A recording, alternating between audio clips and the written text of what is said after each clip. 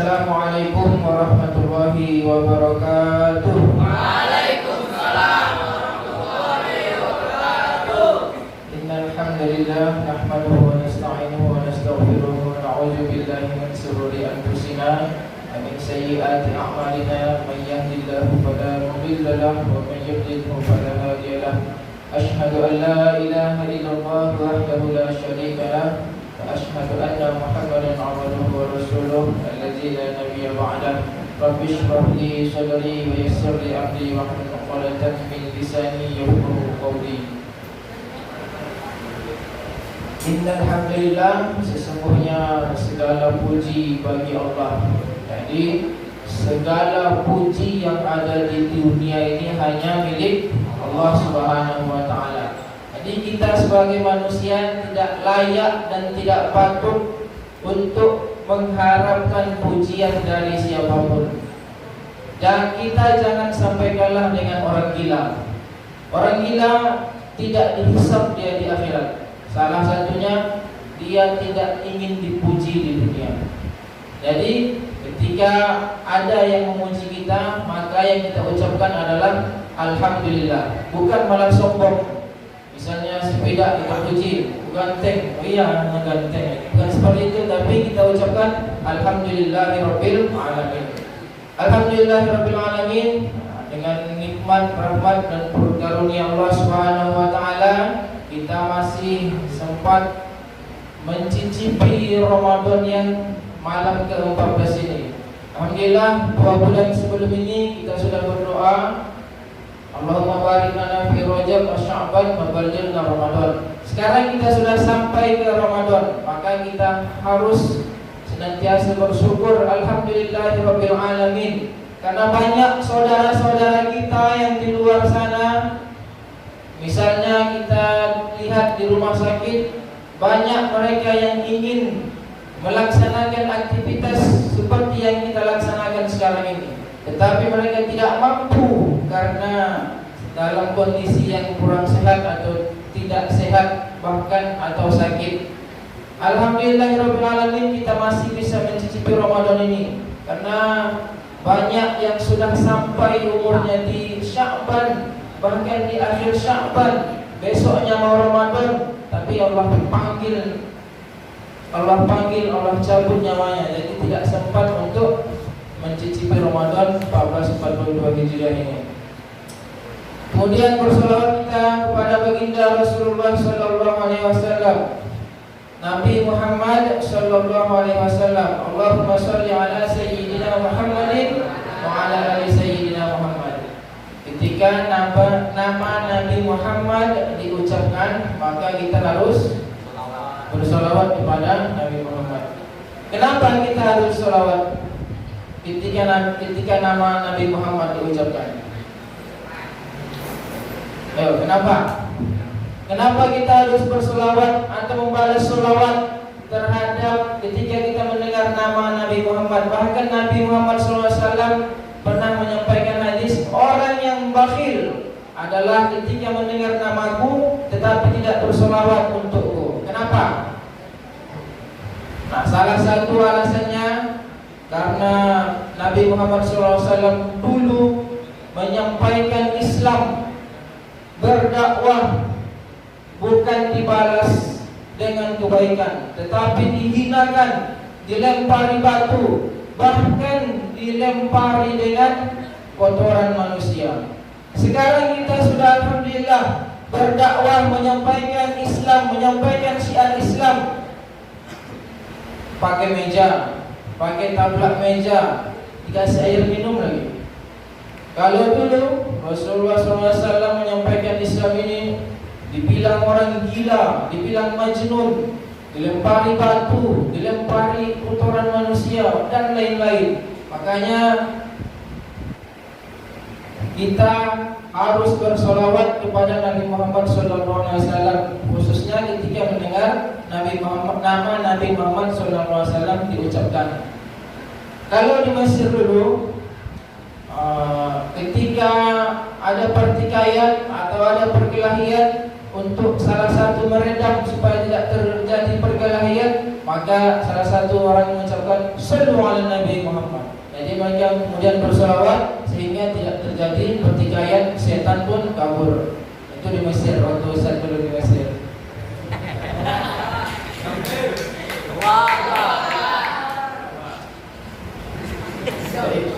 Ananda Ustaz sekalian, kepada Asatidz Al-Ummahat yang sempat hadir di mushola dan pemirsa dimanapun antum berada, semoga kita senantiasa dalam lindungan Allah Subhanahu Wa Taala dan Allah ridho kepada kita, ridho dunia akhirat, amalan kita diterima, amin ya rabbal alamin. Insyaallah pada kesempatan kali ini Ustaz akan menyampaikan satu tema saja. Satu tema yaitu tentang ilmu. Apa? Ilmu. Berapa huruf ilmu itu? 3 huruf. Ain, lam, mim. Ilmu.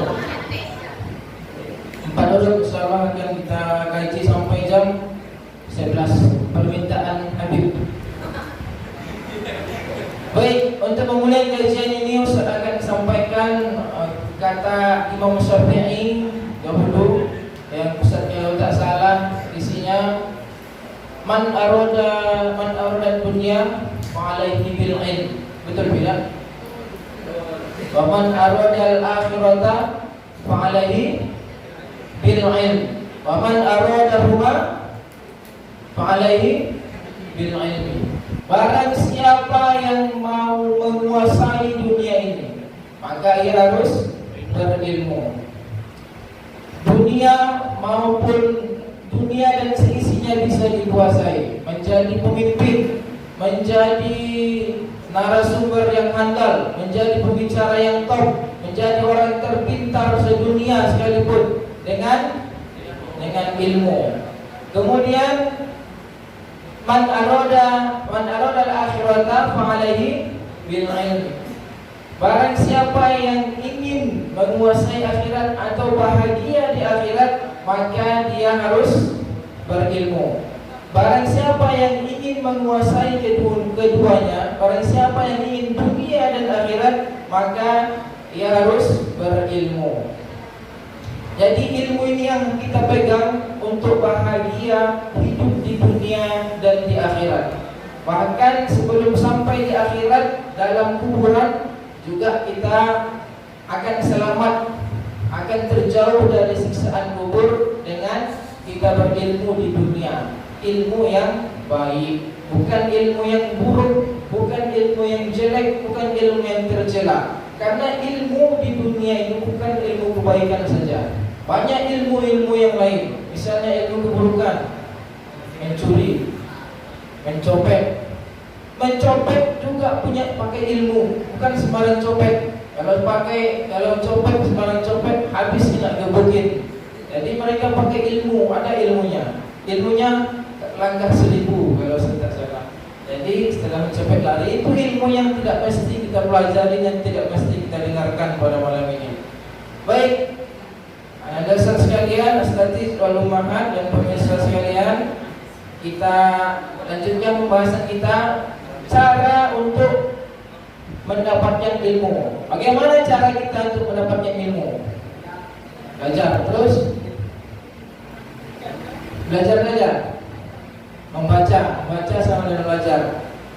Ustaz akan sampaikan salah satu syair ini, insyaallah ada terpampang di depan sekolah kita.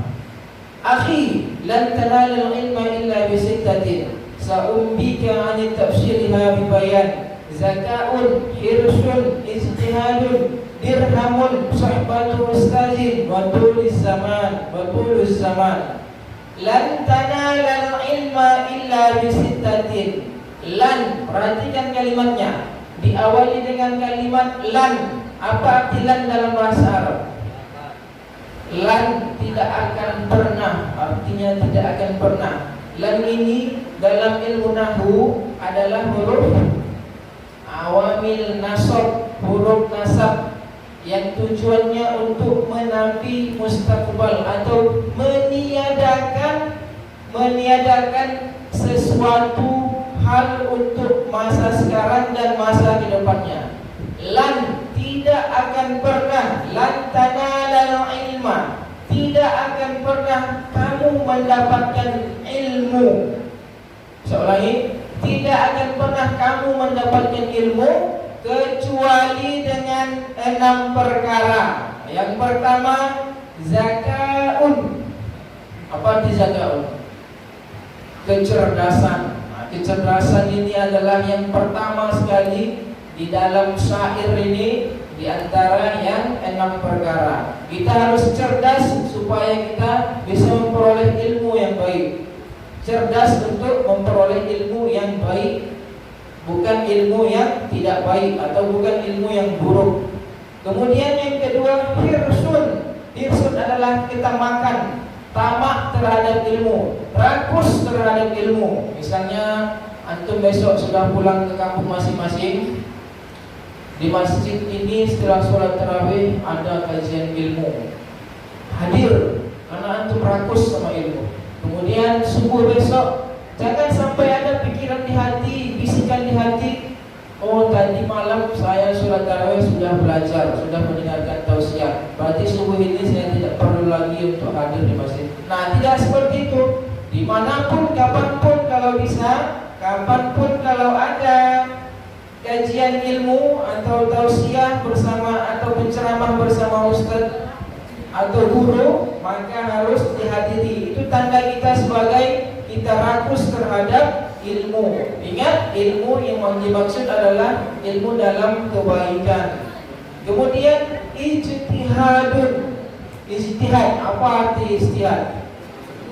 Ijtihad artinya ya betul, sungguh-sungguh atau kesungguhan. Sungguh-sungguh yang dimaksud bukan hanya sungguh-sungguh di dalam lisan, bukan hanya sungguh-sungguh dalam perkataan, juga sungguh-sungguh di dalam hati dan perbuatan. Misalnya, ada seseorang yang ingin memotong pohon yang besar, tapi dia caranya memakai pisau silet, pisau kecil. Apakah yang terjadi? Maka pohon akan lama terpotongnya. Jadi yang harus dilaksanakan adalah dengan kampak atau mesin memotong pohon. Itu salah satu bentuk sungguh-sungguh. Jadi bukan sungguh-sungguh yang diucapkan lewat lidah saja, bukan sungguh-sungguh yang diucapkan dengan mulut saja, tapi sungguh-sungguh yang ada di dalam hati dan kita laksanakan dengan tubuh kita masing-masing. Yang kelima adalah wasahbatu ustazin. Nah, ini yang paling penting. Apa arti sahabatu ustazin? Sahabat, sahabat apa artinya? Bersahabat, berteman. Ustaz, guru. Mempergauli, bersahabat dengan guru yang sahabat, pergaulan yang baik. Nah, ini ujung-ujungnya adalah kita harus mempunyai adab yang baik terhadap guru kita. Terhadap guru maksudnya bukan cuma guru yang mengajar di kelas kita saja, bukan cuma guru yang menyampaikan menulis di papan tulis ketika kita di sekolah atau di kelas saja, tapi guru yang mengajarkan kita ilmu baik dimanapun dan kapanpun berada, termasuk khutbah di dalam sholat Jumat, termasuk orang tua kita yang mengajarkan alif bata dulu waktu kita masih kecil. Jadi guru harus dihormati, harus beradab dengan baik terhadap ilmu, terhadap guru, supaya kita mendapatkan keberkahan ilmu dari guru kita. Termasuk yang saya sampaikan tadi, orang tua kita, karena orang tua kita adalah guru kita yang pertama. Bahkan ketika kita baru lahir, kita sudah diajarkan dengan Allahu Akbar, Allahu Akbar. Kita sudah diajarkan dengan Allah Maha Besar, besar selain Allah adalah kecil. Kita sudah diajarkan tentang bersyahadat kepada Allah Subhanahu wa taala. Kita diajarkan bersaksi kepada Nabi Muhammad sallallahu alaihi wasallam. Kita diajarkan untuk salat, hayya 'alas shalah. Kita diajarkan untuk sukses dengan cara salat. Kita diajarkan untuk bertauhid, la ilaha illallah. Bahkan sebelum kita lahir juga sudah Allah, juga sudah orang tua kita mengajarkan kepada kita. Orang tua kita sering mengaji ketika kita dalam membacakan Al-Quran ketika kita dalam kandungan. Itu tandanya kita harus taat kepada guru, apalagi orang tua, karena orang tua adalah guru kita yang pertama. Bagaimana mungkin ilmu akan bisa kita amalkan? Bagaimana mungkin ilmu bisa kita sampaikan kepada orang kalau adab kita sama guru saja nihil? Kalau adab kita sama guru saja kurang baik. Kita memang berteman sama guru, saling main sama guru, tapi lihat kondisi dan situasinya. Boleh bercanda sama guru, boleh, tapi lihat situasi dan kondisinya. Kalau guru lagi marah, lagi merah mukanya, jangan dibercandain, pergi aja, tinggalkan sendiri, bahaya nanti. Kemudian yang terakhir, yang keenam adalah watulu zaman. Apa arti watulu zaman? Tulu dari kalimat taulud, pola yang taulud panjang. Tulu zaman, waktu yang panjang. Karena belajar tidak cuma di SD, SMP, FA, kuliah, tidak sampai di situ saja. Utlubul ilma minal mahdi ilal Utlubul ilma minal mahdi ilal Tuntutlah ilmu dari wayang sampai ke liang lahat. Kenapa sampai di liang lahat kita menuntut ilmu? Padahal kita sudah mati. Kenapa kita masih menuntut ilmu dalam kuburan? Ada yang tahu jawabannya? Karena ada sebagian golongan di antara kita, ketika kita sudah terbaring dalam kuburan, sudah dikuburkan, tanah sudah ditimbun, maka ada sebagian kelompok yang mentalkinkan mayat. Mentalkinkan mayat itu maksudnya mengajarkan mayat untuk bisa menyebutkan jawaban-jawaban dari pertanyaan malaikat Munkar dan Nakir. Nah, itu sebagian kelompok di dunia. Ada juga yang tidak pakai talqin, ada juga yang pakai talqin mayat. Nah, itu adalah contoh utlubul ilma minal mahdi ilal lahdi. Menuntut ilmu dari ayunan. Kita dulu di ayunan sering diajarkan dengan nyanyian-nyanyian Islami. Contohnya apa? Nanti kalau saya contohkan Ustaz menyanyi-nyanyi pula kan? Ya, contohnya bisa untuk merasakan masing-masing, bisa untuk ingat dulu waktu antum masih bayi dinyanyikan dengan lagu-lagu Islami. Misalnya lagu Bila Israel, supaya antum selalu ingat kematian, supaya tidak bermegah-megah, bermewah-mewah hidup di dunia. Baik, anda Ustaz sekalian, saya ulangi tadi, berapa syarat untuk mendapatkan ilmu? Yang pertama, kecerdasan. Yang kedua, ketamakan. Yang ketiga, istihad. Musuh. Yang keempat, lupa Ustaz yang pengennya, dirham. Apa itu dirham? Apa dirham? Uang. Dirham itu maksudnya bukan untuk uang bayar uang sekolah, bukan, tapi untuk bekal kita untuk menuntut ilmu. Karena kita harus menuntut ilmu kemana-mana yang ada ilmunya. Karena kita menuntut ilmu pasti butuh bekal. Misalnya dari Siak ke Pekanbaru, apakah perjalanannya dengan jalan kaki? Nah, jadi pakai ongkos atau pakai bensin, itu pakai dirham. Banyak sekali fungsi dirham untuk pelajaran, untuk menuntut ilmu. Kemudian yang kelima, mempergauli guru dengan baik atau bersahabat dengan guru. Bersahabat dengan baik. Siapa saja yang dikatakan dengan guru itu? Saya teringat dengan kalimat Ali bin Abi Thalib. Kata beliau, aku siap menjadi budak terhadap orang yang mengajarkanku satu huruf. Jadi sahabat Ali bin Abi Thalib, Khalifah Ali bin Abi Thalib, siap dia menjadi budak terhadap orang yang sudah mengajarkannya walaupun cuma satu huruf. Itu sekelas khalifah, sekelas sahabat. Kita sahabat bukan, tabi'in bukan, ulama belum, hafiz Quran 30 juz belum. Sepanjang apa kita sudah berbuat dan berbakti atau berakhlak yang baik kepada guru kita. Ini menjadi muhasabah diri masing-masing. Semoga setelah ini nanti kita semua berakhlak, beradab yang mulia kepada guru kita. Bukan cuma di sekolah, bukan cuma di rumah, tapi di mana-mana terhadap orang yang sudah mengajarkan kita tentang ilmu. Kemudian waktu zaman, waktu yang panjang dari buayan ke liang lahat. Baik, anak-anak sekalian serta statis rumahan yang hadir, pemirsa sekalian dimanapun anda berada, mungkin cukup sekian yang akan saya sampaikan.